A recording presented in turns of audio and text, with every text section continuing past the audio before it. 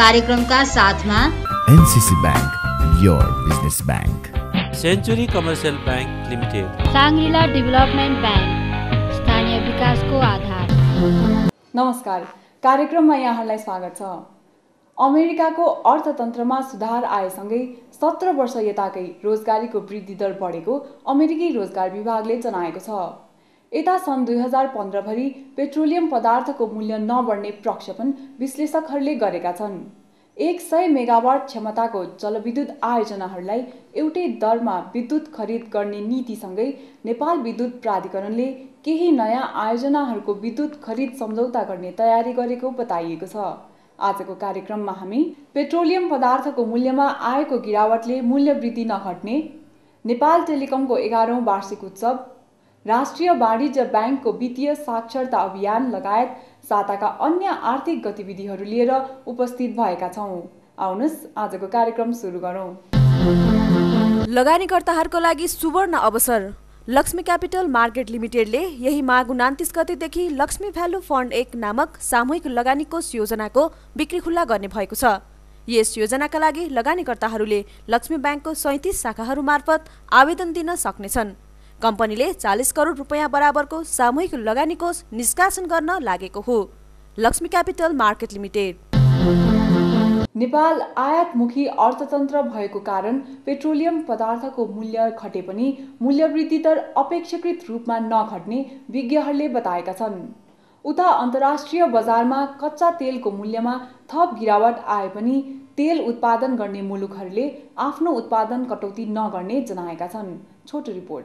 गत 6 महिना यता अन्तर्राष्ट्रिय बजारमा कच्चा तेलको मूल्यमा 50% आएको गिरावटको प्रभाव नेपालमा पनि देखिएको छ।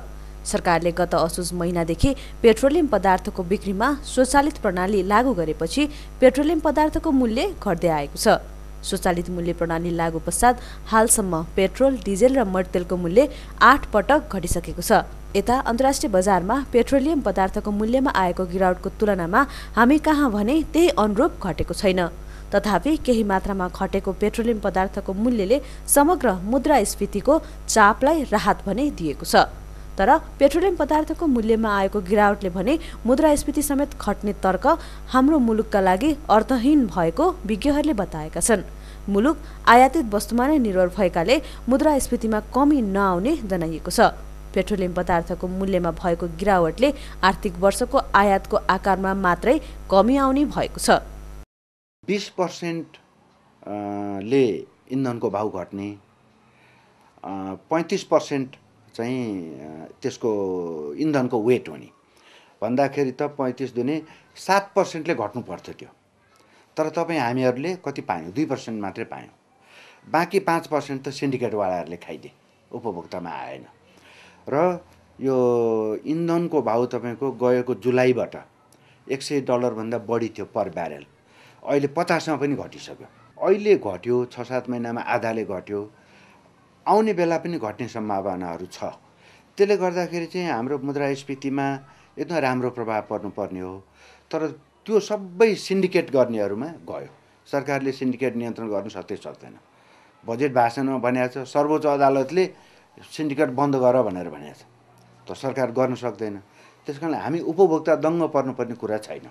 कच्चा तेल उत्पादन गर्दै आएका मुलुकहरूले तेल उत्पादन कटौती गरेमा मात्र अन्तर्राष्ट्रिय बजारमा कच्चा तेलको मूल्यमा वृद्धि आउने जनाइएको छ। तेल उत्पादन गर्दै आएका खाडी मुलुकहरूसँगै अमेरिकाले पनि तेलको उत्पादन गरेकाले पेट्रोलियम पदार्थको मूल्यमा कमी आएको हो। यता अमेरिकाले स्वयं तेल उत्पादन गर्दा पेट्रोलियम पदार्थको मागमा कमी आई मूल्यमा गिरावट आएको बताइएको छ। यसरी कच्चा तेलको उत्पादन अमेरिकाले गर्दै आएमा र अन्य खाडी मुलुकहरूले आफ्नो उत्पादनमा कमी गर्ने हो भने वैदेशिक रोजगारीमा गएका नेपालीहरूले रोजगारीको अवसर गुमाउने सम्भावना रहेको छ। यही अवस्था रहेर तेलको भाउ घट्दै गयो भने यो 15-20 लाख कति लाख चाहिँ हाम्रो जुन मलेसियामै 7 लाख छ अरे, कतारमै त्यहाँको जनसङ्ख्याबाट दोबर तेबर छ अरे, हामी नेपाली 4 लाख कि कति, ती 15-20 लाख मान्छे काम नपारे यहाँ फर्क्यो भने अनि अर्थतन्त्रलाई ठुलो चट्कन आइपुग्छ हेर्नुहोस् हैन। त्यसैले हाम्रो राष्ट्र ब्याङ्कले, हाम्रो राष्ट्रिय योजना आयोगले र हाम्रो जुन नीति निर्माण गर्ने र अझ म त के भन्छु भने नेपाल च्याम्बर अफ कमर्स, उद्योग वाणिज्य महासङ्घ र नेपाल उद्योग परिसङ्घ सबै बसेर प्लान बी बनाइराख्नुपर्छ। अहिले पो 6 अरब डलर बराबरको हाम्रो रेमिट्यान्स आइरहेछ होइन। त भोलि त्यो रेमिट्यान्सको मुहान सुक्दियो तेलको कारणले, आधै भइदियो अरे। ल 6 अरब डलरको ठाउँमा 3 अरब डलर मात्रै आइदियो अरे भने अब हामीसँग उपाय के होइन? आयातलाई के गर्ने, फर्केर आएको मान्छेलाई रोजगारी के दिने? मुलुक अझै आयातित वस्तु र विदेशबाट आउने विप्रेषणमा नै निर्भर हुने हो भने नेपाली अर्थतन्त्र पेट्रोलियम पदार्थमा आएको कमीले नै धराशायी बन्ने विज्ञहरूले बताएका छन्। सोही कारण मुलुकको उत्पादनहरूको प्रतिस्पर्धात्मक तुलनालाई विकास गरी आयातको तुलनामा निर्यात बढाउन आवश्यक बन्दै गएको छ। भर्खरै प्रस्तुत गर्यो पेट्रोलियम पदार्थको घट्दो मूल्य सम्बन्धी रिपोर्ट। अबको पालो विज्ञापनको। नेपाल टेलिकमले आफ्नो 11औं वार्षिक उत्सवको अवसरमा ग्राहकहरूलाई लक्षित गर्दै आफ्नो सेवामा छुट दिने घोषणा गरेको छ। यसका साथै दूरसञ्चार क्षेत्रमा विश्वमा भित्रिएका सेवाहरूलाई नेपाली बजारमा भित्राउनका लागि पहल गर्ने र दिइरहेको सेवाहरूको गुणस्तरमा विशेष ध्यान दिने टेलिकमको प्रतिबद्धता रहेको छ। नेपाल टेलिकमले 11औं वार्षिक उत्सवको अवसरमा विभिन्न छुट आयोजनाहरू दिने भएको छ। सरकारको स्वामित्वमा रहेको दूरसञ्चार सेवा प्रदायक कम्पनी नेपाल टेलिकमले वार्षिक उत्सवको अवसरमा टेलिफोन तथा मोबाइल फोन, इन्टरनेट लगायतका सेवाहरूमा विशेष छुटको व्यवस्था गरेको टेलिकमका प्रबन्ध निर्देशक बुद्धिप्रसाद आचार्यले जानकारी दिनुभएको छ। हामीले 11% को छुटको योजना जीएसएम सेवा, सीडीएमए सेवाका ग्राहकहरूलाई लाग्ने शुल्कमा, प्रति मिनट शुल्कमा 11% छुट दिने हामीले यो छुट योजना बाहिर ल्याएका छौँ। यसै गरी पिएसएल सेवाका ग्राहकहरूलाई फागुन महिनाको बिलमा कुल बिल रकममा 11% छुट दिने योजना हामीले अगाडि ल्याएका छौँ। जीएसएम, स्काई फोन र मोबाइल सेवा ग्राहकहरूलाई विद्यमान मासिक महसुल दरमा विद्यमान मासिक महसुलमा 300 MB सम्मको डाटा 71 साल माघ 22 गतेदेखि 71 साल फागुन 30 गतेसम्मको भ्यालिडिटी रहने गरी निःशुल्क उपलब्ध गराउने व्यवस्था गरिएको छ। यसै गरी जीएसएम र स्काई मोबाइल फोनको नयाँ रिम र सिमको विद्यमान सब्सक्रिप्सन शुल्कमा अहिले नयाँ शुल्कमा देहायबन्धको शुल्क हामीले कायम गरेका छौँ। जीएसएम स्काई फोन पोस्टपेड लिनको लागि 1510 रुपियाँमा 1 GB फ्री डाटा, यो चाहिँ 3 महिनाको भ्यालिडिटी रहनेछ यसमा। यसै गरी जीएसएम स्काई फोनको प्रिपेडमा 200 रुपियाँको सिम कार्डमा 200 MB फ्री डाटा र यो चाहिँ यसको भ्यालिडिटी 3 महिनाको रहनेछ। वाइमेक्स सेवा लिने ग्राहकहरूलाई यो आउटडोर युनिटको मूल्यमा हामीले 20 देखि 50% सम्मको छुट उपलब्ध गराएका छौँ। यस्तै सामाजिक उत्तरदायित्व अन्तर्गत ग्रामीण महिला स्वास्थ्य कर्मीहरूलाई सहुलियत दरको मोबाइल सिम उपलब्ध गराएकोमा वार्षिक उत्सवको अवसरमा उक्त स्वास्थ्यकर्मी महिलाहरूलाई प्रत्येक 10 मिनटको 1 रुपैयाँ बोनसका दरले सेवा उपलब्ध गराउने टेलिकमको योजना रहेको छ। सामाजिक उत्तरदायित्व अन्तर्गतका कामहरू समेत अगाडि बढाउँदै आइरहेको छ, जसमा मूलतः बागमती सफाईको अभियान, यसै गरी केही खण्डहरूमा हरियालीहरू कायम गर्ने, राष्ट्रिय स्तरका खेलकुदहरूलाई प्रायोजन गर्ने र ग्रामीण स्तरका स्वास्थ्य स्वयंसेविकाहरूलाई सिम कार्ड वितरण गरेर उनीहरूलाई सहुलियत दरमा कुराकानी गर्ने अवसर सिर्जना गर्ने, स्वास्थ्य सेविक महिलाहरूलाई प्रति 10 मिनटको कलको लागि 1 रुपियाँ बोनस दिने गरी हामीले यो सुविधा अगाडि ल्याएका छौँ। र अहिले यसरी दिएका जुन छुटका सुविधाहरू छन्, यसमा नेपाल सरकारमा लाग्ने कर समावेश हुँदैन। नेपालको राष्ट्रिय क्रिकेट टोलीलाई नेपाल टेलिकमले प्रायोजन गर्ने निर्णय गरेको छ। हामी 3 वर्षको लागि यो खेललाई प्रायोजन गर्ने र त्यसपछि पनि हामी आपसी सहमतिमा यो 3 वर्षको अवधिलाई अझ थप गरेर लैजाने पक्षमा छौँ। स्थापना कालमा 4,22,000 ग्राहकहरू लिएर अगाडि बढेको नेपाल टेलिकमले 11 वर्षसम्म आइपुग्दा झण्डै 27 गुणा बढीले आफ्ना ग्राहक बढाउन सफल भएको छ। 1,17,00,000 ग्राहक सङ्ख्याको आधार लिएर आज नेपाल टेलिकम ग्राहकको सेवामा समर्पित रहेको छ। कम्पनीको कुल आय 7 अर्ब 66 करोडबाट सुरु भएर आज 70-71 को अन्त्यमा आइपुग्दा यो सङ्ख्या 39 अर्ब 69 करोडको सीमामा पुगेको छ।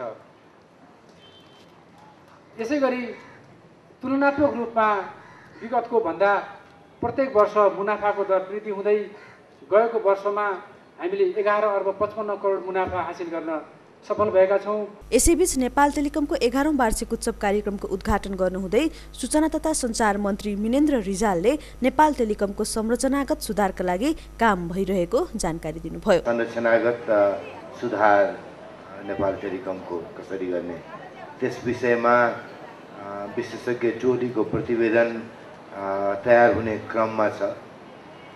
त्यो तयार भइसके पछाडि बोर्डले त्यसमा गम्भीरतापूर्वक छलफल गरेर टुङ्गोमा पुर्याउँछ भन्ने मलाई लाग्छ। दोस्रो, अबदेखि प्रबन्ध निर्देशकको नियुक्ति गर्ने प्रक्रिया बारेमा विशेषज्ञ टोलीले आफ्नो अध्ययन टुङ्गाइसकेका छ क्यारे। त्यस पछाडि फेरि बोर्डमा छलफल भएर त्यसलाई पनि अन्तिम रूप दिनुपर्नेछ। झण्डै 92% सरकारको सेयर लगानी रहेको नेपाल टेलिकमको 30% सेयर बिक्री गर्ने विषयमा पनि छलफल भइरहेको उहाँले जानकारी दिनुभयो। झण्डै 92% सेयर धनी हो। त्यसमा पनि सरकारको सेयरमा पनि सूचना तथा सञ्चार मन्त्रालय सबैभन्दा ठुलो अंशको सेयर धनी हो। त्यसैले हाम्रो सेयर लगानीको प्रतिफल बढ्दै जानुपर्छ, घट्नु हुँदैन भन्ने मान्यताबाट पनि हाम्रा कामहरू अभिप्रेरित रहन्छन्। तर हामीले पनि बिस्तारै बाटो के खोजेका छौँ भन्दा दूरसञ्चार प्रदायकको सेवामा निजी क्षेत्रले पनि अभिरुचि राखेका छ, विदेशी लगानी पनि आछ, भोलि पनि ती क्रमहरू बढ्दै जाने हुन्छन्। त्यसैले नेपाल सरकारले आफ्नो लगानी योभन्दा सामाजिक रूपमा बढी प्रतिफल दिन सक्ने क्षेत्रमा लिएर जानुपर्ने हुन्छ। त्यसै कुरालाई हृदयङ्गम गर्दै अर्थात् शिक्षामा, स्वास्थ्यमा, खानेपानीमा, ग्रामीण पूर्वाधारमा हामीले लगानी गर्नुपर्ने हुन्छ, विकास निर्माणका आयोजनाहरूमा लगानी गर्नुपर्ने हुन्छ। जुन क्षेत्रमा बाहिरको लगानी आउँदैन, निजी क्षेत्रको लगानी आउँदैन, तर सरकारले आफ्नो दायित्व पूरा गर्ने। कार्यक्रममा नेपाल दूरसञ्चार प्राधिकरणका अध्यक्ष दिगम्बर झाले टेलिकमलाई गुणस्तरीय, सर्वसुलभ तथा सबै नेपालीहरूको पहुँचमा पुर्याउने गरी सेवा विस्तार गर्न आवश्यक रहेको बताउनुभयो। साथै दूरसञ्चार क्षेत्र विकासका लागि सरकारले विनियोजन गरेको ग्रामीण दूरसञ्चार कोष परिचालन गर्न आवश्यक रहेको उहाँको धारणा थियो। हाम्रा नेपाली उपभोक्ताहरूबाट, कन्ज्युमरहरूबाट कहिले कहिले जुन शिकायतको मौका आइरहेको छ, त्यसलाई पनि यो कम्पनीका समस्त प्राविधिक कर्मचारीहरूले त्यसलाई पनि एउटा मौका दूर गरिदिनुहुन्छ। नेपाल सरकारको दूरसञ्चार नीति र अब केही निकट भविष्यमै 1 हप्ता 10 दिनमै आउन लागेको ब्रोडब्यान्ड नीति अनुसार नेपालका हरेक गाउँमा अब ब्रोडब्यान्डको कनेक्सन जाने भएकोले त्यो अनुसारको उहाँहरूले आफ्ना सेवाहरूलाई गर्नुहुन्छ, के अरे प्रभाव सेवाहरू त्यहाँ उपलब्ध गराउनुहुन्छ भन्ने ल्याएको छु। र वास्तवमा यो कम्पनी के भने व्यावसायिक कम्पनी हो, यसले घाटा खाएर सेवा गर्ने कुरो होइन। र त्यो यदि कमर्सियल भायबल नभएको ठाउँमा सेवा पुर्याए बापत जुन भायबिलिटी ग्याप छ, चाहे त्यो इन्फ्रास्ट्रक्चर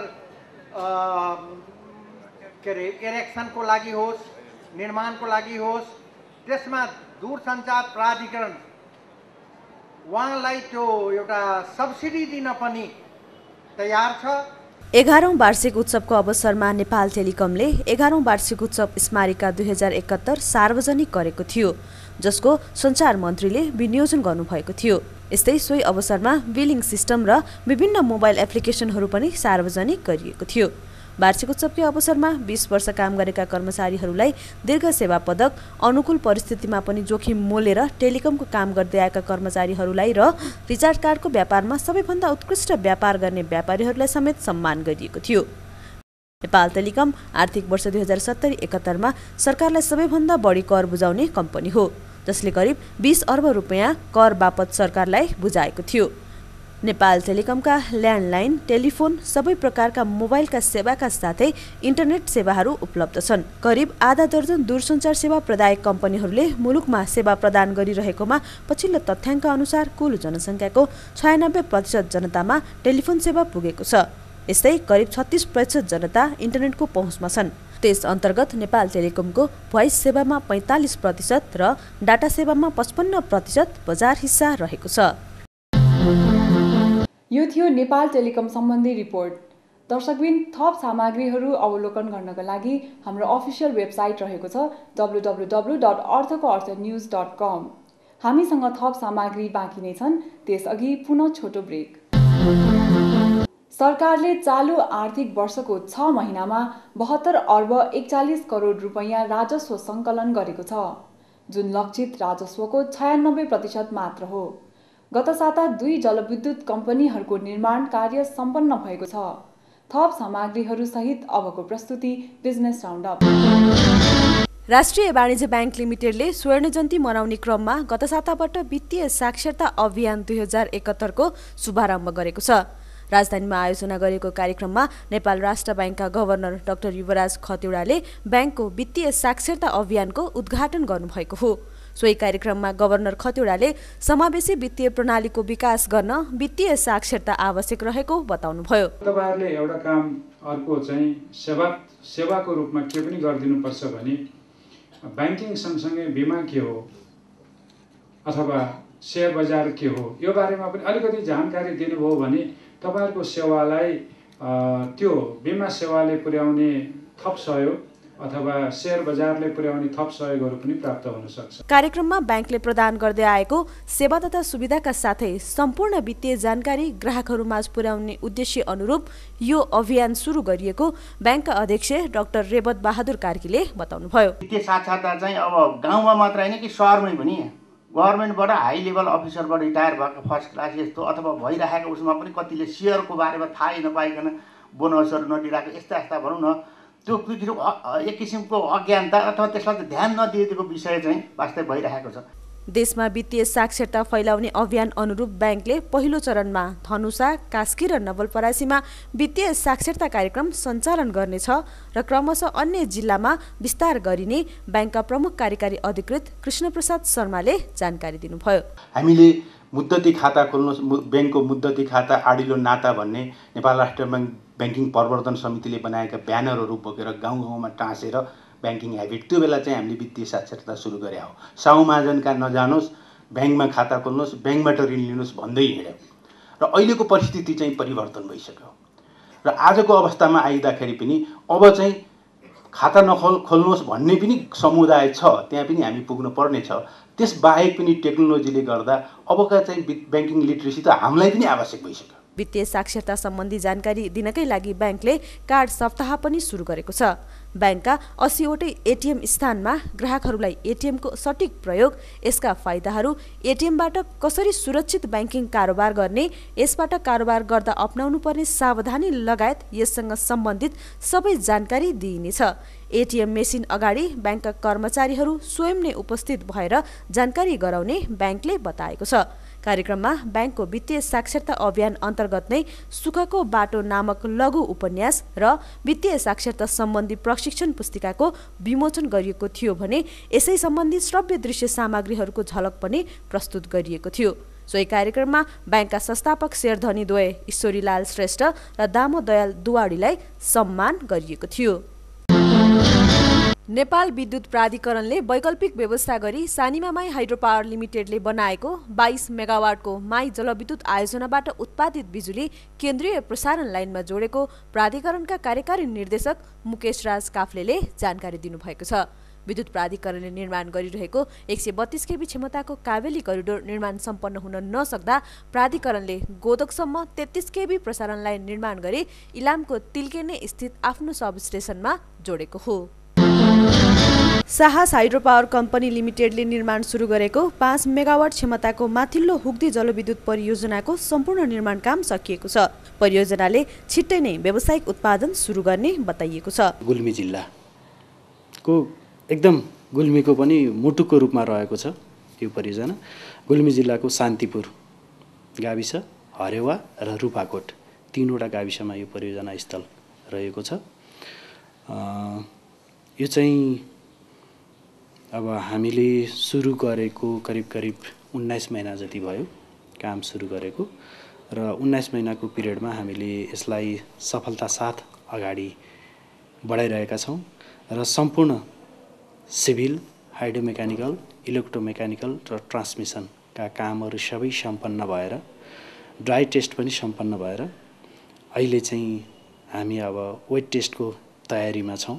मेम्बरहरूसित को उपस्थितिमा वेट टेस्ट गरिसके पछाडि बल्ल परीक्षण सुरु हुन्छ। 81 करोड 50 लाख रुपैयाँ कुल लागत अनुमान गरिएको परियोजनाबाट उत्पादित विद्युतलाई राष्ट्रिय प्रसारणमा जोड्नका लागि नेपाल विद्युत प्राधिकरणको सब स्टेसन गुल्मी बिरबाससम्म करिब 12 किलोमिटरको प्रसारण लाइन निर्माणको काम पनि सम्पन्न भइसकेको कम्पनीले जनाएको छ। सुरुमै पब्लिक लिमिटेड भएर सञ्चालन भएको हाइड्रो पावर एक, अर्को कुरो नेपालमा हाइड्रो पावर क्षेत्रमा सबैभन्दा बढी प्रोमोटर सेयरधानी हुनुभएको पनि यसमै छ।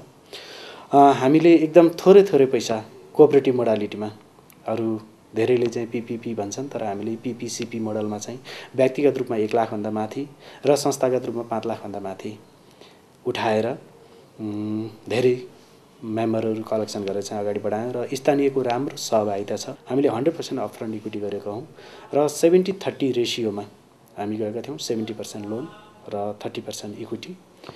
तर त्यसमा 70% अन्तर्गत 5वटा bank, clean energy development bank लगायत अरू 4वटा ब्याङ्क हुनुहुन्छ। उहाँहरूले चाहिँ करिब 54 करोड बराबरको लोन एसएलए साइन गर्नुभएको अवस्था भने हामी विदिन बजेट, अझ बजेटभन्दा पनि तल नै हामी यसलाई सम्पन्न गर्दैछौँ।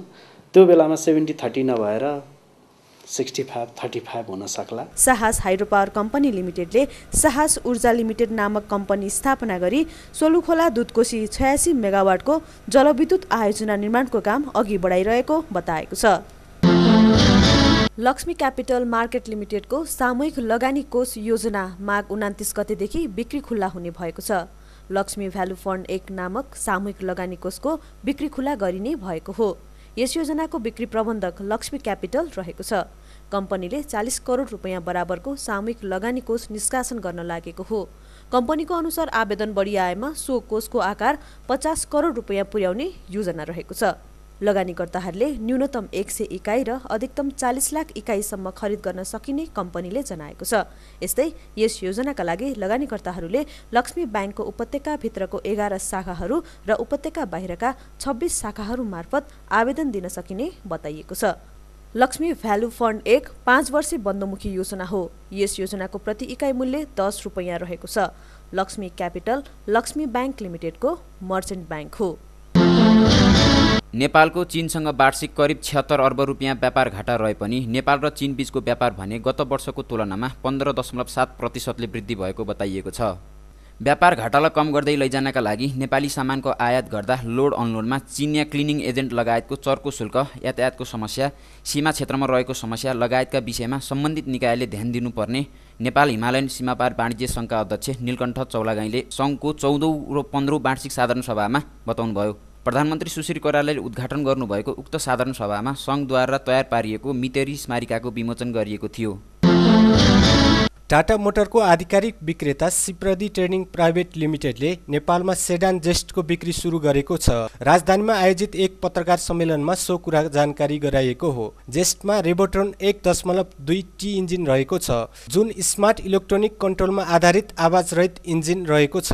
पेट्रोल इन्जिनले प्रति लिटर 17.6 किलोमिटर र डिजेल इन्जिनले प्रति लिटर 23 किलोमिटर माइलेज दिने कम्पनीले बताएको छ।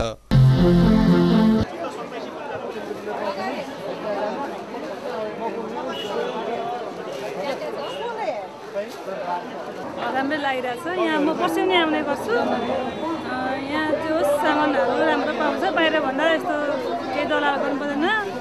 सरकार हेरेर मन परेको चिज लिएर जान पाइन्छ। पहिला गत वर्षहरूभन्दा अहिले के फरक पर्नु? अहिले जस नयाँ नयाँ क्वालिटीकोहरू पाइएको छ, त्यसैमा खुसी लाग्छ। मूल्य भनेपछि मलाई एकदम चित्त बुझेको छ होइन। आज म एउटा जुत्ता किनेको छु, नेपाली ब्रान्डको नेपाली घर जुत्ताबाट किनेको छु।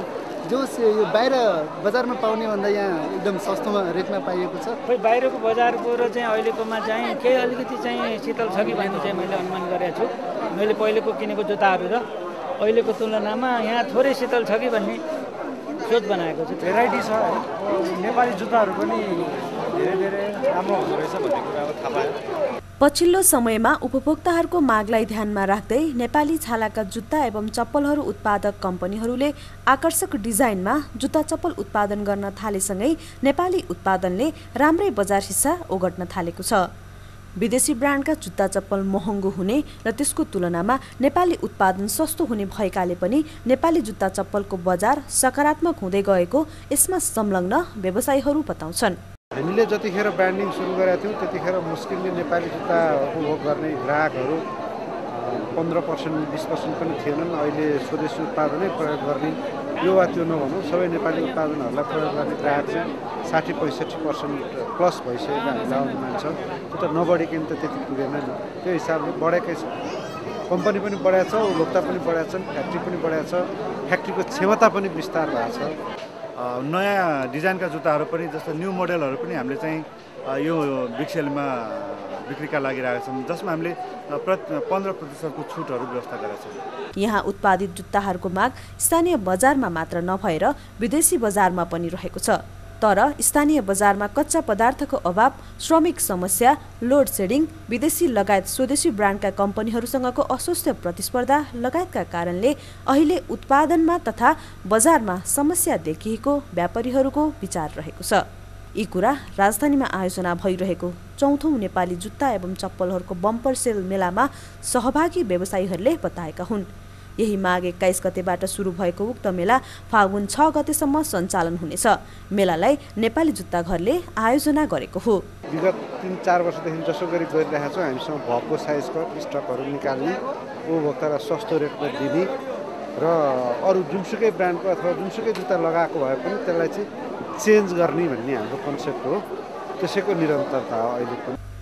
9वटा स्टल रहेको मेलामा शिखर, स्काई, बीएफ डेरिल सुज, टाकुरा, लेदरवर्क्स, सुल्यान्ड, इजी, कोसेली र क्रसरोड ब्रान्डका नेपाली जुत्ता उत्पादक कम्पनीहरूले सहभागिता जनाएका छन्।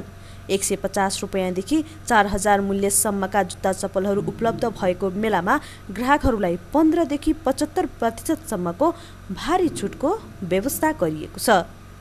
यो नेपाली जुत्ता घरको आयोजनामा सम्पन्न भएको यो चाहिँ 4थो बिग सेल मेला हो। विगतमा हामीले 3वटा बिग सेल मेला चाहिँ सफलतापूर्वक सम्पन्न गरे पश्चात अब यो भ्रिकुटी मण्डलमा चाहिँ हामीले यो 4थो बिग सेल मेला आयोजना गरिरहेका छौँ। यसमा फरक के हो भनेदेखि विगतमा भन्दा हामीले चाहिँ यो उपभोक्ताहरूलाई दिने सुविधाहरू हामीले बढाएको छौँ। यसपालि हामीले झन्डै 75% सम्मको छुटहरू हामीले चाहिँ यो हाम्रो सबै कम्पनीहरूले अफर गरिरहेछ। नेपाली छाला जुत्ता तथा चप्पलहरूको बम्पर सेल मेला सञ्चालन भइरहेको छ। सस्तो, भरपर्दो, आकर्षक र नेपाली ब्रान्डका जुत्ता चप्पलको प्रयोग गरी स्वदेशी उद्योगहरूलाई प्रोत्साहन गर्नका लागि एक पटक भए पनि मेलामा जाउँ भन्दै कार्यक्रमबाट म लगायत सम्पूर्ण युनिटलाई बिदा दिनुहोस्। नमस्कार।